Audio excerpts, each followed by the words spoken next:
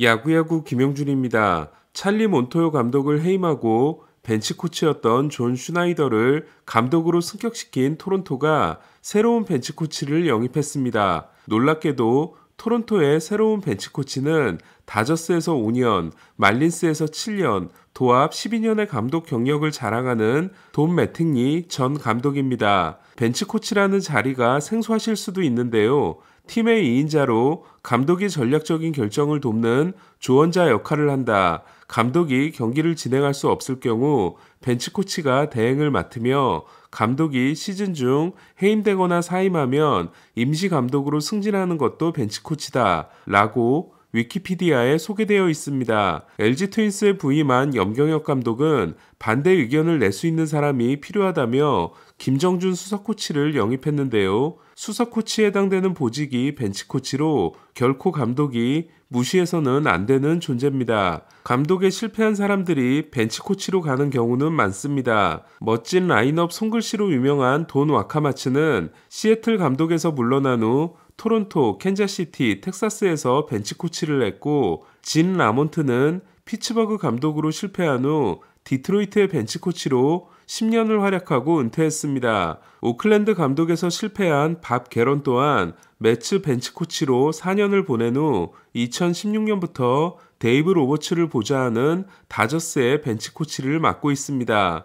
특히 루키 감독이 부임할 경우 감독 경험이 있는 베테랑을 벤치 코치로 짝지어주는 경우가 많은데요. 당장 시카고 화이트삭스가 페드로 그리포를 새 감독에 선임하면서 토론토의 감독이었던 찰리 몬토요를 벤치 코치로 임명했습니다. 필라델피아는 게이브 케플러에게 감독을 맡길 때 감독 경험은 없지만 양키스에서 10년 동안 벤치 코치를 했던 롭 톰슨에게 벤치 코치를 맡겼고, 톰슨은 케플러가 멘붕이 올 때마다 대신 경기를 이끌었던 걸로 알려지고 있습니다. 문제는 경험이 많은 사람을 영입했다고 하기에는 매팅리의 존재감이 너무 거대하다는 겁니다. 저는 2011년부터 올해까지 12년 연속으로 감독을 한 사람이 벤치 코치로 가는 경우는 본 적이 없으며, 보통 감독 출신 벤치 코치들은 감독으로의 생명이 다함으로써 벤치 코치로 옮긴 후 다시 감독이 되지 못하는 경우가 많지만, 감독으로서 크게 망친 게 없는 매팅리는 언제든지 감독 복귀가 가능하기 때문입니다. 그렇다면 토론토의 매팅리 영입은 슈나이더가 감독 역할을 제대로 수행하지 못할 경우를 대비하는 차원으로도 생각할 수 있습니다. 1980년생 존 슈나이더와 1961년생 돈 매팅리는 19살 차이로, 재밌는 건 뉴저지 출신인 슈나이더가 매팅리의 팬으로 자랐다는 겁니다. 이에 슈나이더는 반가우면서도 부담스러운 상황이 됐습니다. 매팅리는 말린스 감독에서 내려온 후 커쇼의 맏딸과 동갑이자 늦둥이인 8살 막내 아들과 시간을 보내며 당분간 쉴 생각이었지만 여러 팀들에게서 연락을 받았고, 그 중에서도 애킨스 단장과 긴 통화를 한 후 토론토의 벤치 코치를 수락했다고 했습니다. 저는 애킨스 단장이 매팅리를 어떻게 설득했는지가 궁금하기도 하고 상상이 되기도 합니다. 벤치 코치의 범위 내에서 타격과 수비 등 여러 가지를 돕고 싶다고 한 매팅리는 양키스 타격 코치 시절 엄청난 능력을 발휘한 적이 있으며 현역 시절 최고의 수비를 자랑하는 일루수이기도 했습니다. 올해 골드글러브를 따내긴 했지만 수비가 아직 완성형이라고 할 수 없는 게레로는 11번을 수상한 키스 에르난데스에 이어 9개의 골드글러브가 일루수 역대 2위인 매팅리의 1대1 교습을 받게 됐습니다. 매팅리는 토론토에서 가장 눈에 띄는 선수로 보 비셋을 뽑았는데요. 공교롭게도 오늘은 보 잭슨의 60번째 생일이고, 비셋은 보 잭슨의 이름을 따라했으며 매팅리가 기르는 개의 이름이 보라고 합니다. 어쨌든 매팅리가 오게 됨으로써 류현진은 자신이 호투할 때마다 가장 진심 어린 칭찬을 해줬던 매팅리 감독과 8년 만에 만나게 됐습니다. 매팅리는 다시 감독이 되면 잘할 수 있을까요? 지난해 브라이언 스니커, 올해 더스티 베이커의 우승, 벅슈홀터와 테리 프랑코나의 감독상 수상과 브루스 보치의 현역 복귀로 최근 올드스쿨 감독이 득세하고 있지만, 감독 시절 무채색에 가까웠던 매팅리가 여기에 포함되는 감독인지는 모르겠습니다. 저는 열흘 전 양키스가 저지에게 3억 3,700만 달러를 제시했다는 이야기가 나왔을 때 믿을 만한 소스가 아니라고 말씀드린 바 있는데요. 처음으로 믿을 만한 소스가 나왔습니다. 믿을 만한 썰쟁이인 제프 파사는 양키스가 저지에게 8년 3억 달러를 제시했다고 했습니다.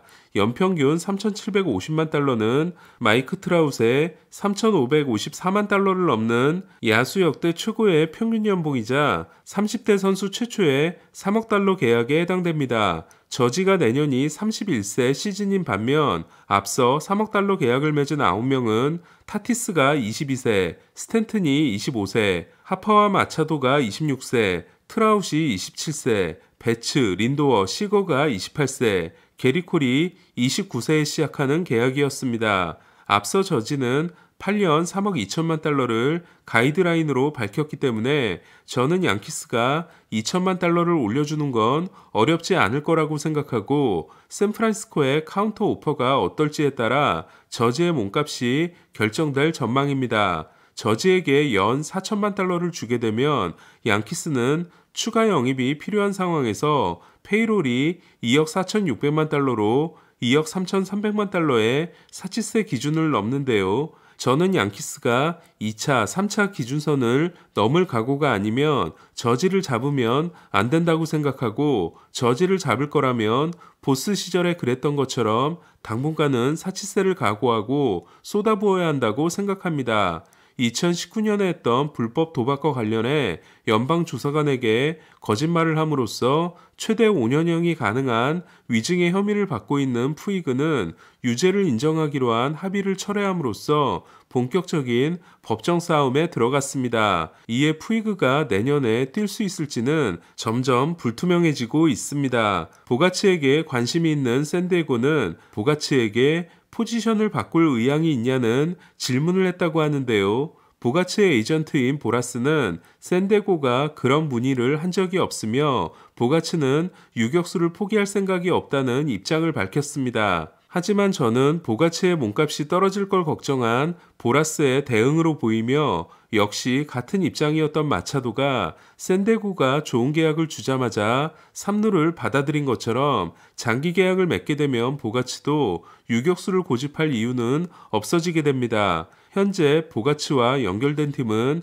샌디에고, 필라델피아, 컵스, 다저스, 그리고 애리조나이며 보스턴으로 돌아올 가능성도 있습니다. 역시 유격수 영입을 노리는 필라델피아는 하퍼와 돈독한 사이이며 동부팀을 선호한다고 알려진 트레이 터너가 더 많이 언급되고 있습니다.